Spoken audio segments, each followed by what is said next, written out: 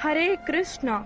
जगत को जे आलोक दौरान सूर्य आ चंद्र दिन से कालर ग्रहण रे से कौन ना सूर्य पराग हो जाए, चंद्र पराग हो जाए, तांको भी काल ग्रास कर जाए, अंधार हो जाए। जगत को जे आलोकित कर सी भी दिने दिने अंधार हो जाती।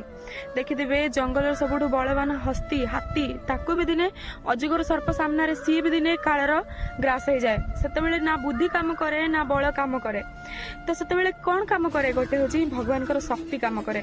तो से आम मैंने जिते आम शरीर को जिते बल था आम पाखे जहाँ कि भी था किंतु आम जहाँ भी करें कर्म करुँच आम कर्म दुईटा प्रकार अच्छी, गोटे हूँ पाप कर्मर फल आम पाइबा, पुण्य कर्मर फल आम पाइबा।